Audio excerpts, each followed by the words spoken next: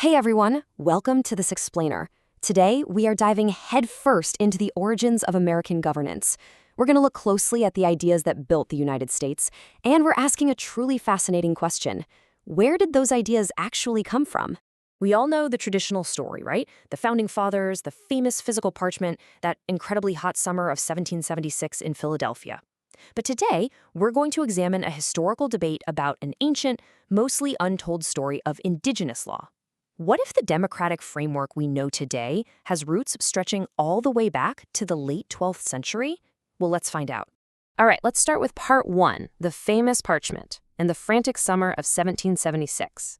So picture this. We all celebrate July 4th with fireworks and barbecues, but the actual timeline of independence was way more stretched out than most people realize. Back in June of 1776, Thomas Jefferson drafted the statement and then submitted it to Adams and Franklin for revisions. On July 2nd, the Lee Resolution, which actually dealt with independence, was adopted.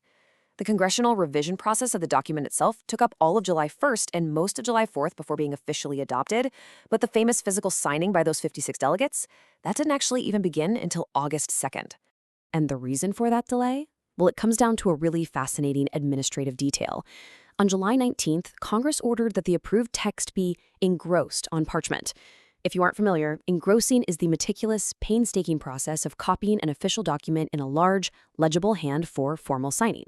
This incredibly crucial task was likely handled by a guy named Timothy Matlack, an assistant to the Secretary to the Congress. It was only after Matlack finally finished this beautiful work that John Hancock could step up on August 2nd and add his bold, unmistakable signature. Now, the core of this newly engrossed document was basically a massive, stinging list of grievances. They were literally calling out the King of Great Britain for establishing an absolute tyranny over the states. And they didn't just complain. They laid out specific facts to a candid world. They pointed out how the king was quartering large bodies of armed troops right among the colonists, cutting off their global trade, and, of course, famously imposing taxes without the consent of the people. He was even depriving colonists of the benefits of trial by jury and abolishing the free system of English laws in neighboring areas to set a dangerous precedent. But beyond all those specific complaints, this brilliant document did something revolutionary. It enshrined a massive shift in how we think about human governance. It cemented the idea that governments derive their just powers strictly from the consent of the governed. It boldly declared that when a long train of abuses reduces a people under absolute despotism, it is not just their right, but their absolute duty to throw off that government. Okay, let's pivot to something really incredible. Part 2, the ancient precursor, known as the Great Law of Peace. Centuries earlier, around 1190 CE, a completely different constitution was established here in North America. It was called the Great Law of Peace, or Guyana-Shigoa. Conceived by the great peacemaker and his spokesman Hiawatha, this legal framework wasn't written on parchment with ink. Instead, it was encoded into wampum belts. These were intricate shell bead belts that functioned as highly complex mnemonic devices for storytellers. Through a very specific sequence of pictograms, these belts transmitted a sweeping, living constitution consisting of 117 distinct articles. This constitution originally united 5 distinct nations: the Mohawk, the Onondaga, the Oneida, the Cayuga, and the Seneca. And they were visually represented by the Tree of Peace, an eastern white pine tree, acting as a massive federal alliance. A bit later on, in 1722, a 6th nation, the Tuscarora, would also accede to this constitution. Each nation had a highly delineated role in their shared government, meaning they were operating under a unified rule of law long before European settlers ever arrived on the continent. And what's wild is that this great law went way beyond basic alliances. It had incredibly complex political checks and balances baked right in. Take Article 37, for example. It mandated one war chief from each nation, but explicitly stated they could not participate in the proceedings of the Council of the League. Their job was strictly to watch its progress. If a regular chief acted out of line, the war chiefs would receive the complaints of the people and convey the warnings of the women to the erring chief. It was a perfectly built-in mechanism for accountability. But it didn't just cover high-level government stuff. It actually regulated everyday life and civil respect, which is just brilliant. Look at Article 107. It established this incredibly simple but effective rule for privacy within the longhouses. A stick or pole left in a slanting position at a doorway meant the occupant was absent, and the law strictly dictated that anyone seeing the sign who didn't have the right to enter had to stay away, day or night. It was quite literally a formal codification of property and privacy rights. Which brings us to Part 3, the Great Debate. Did the Haudenosaunee actually shape the U.S. Constitution? So here is the million-dollar question. Did this ancient oral constitution directly influence Benjamin Franklin, James Madison, and the American democratic framework?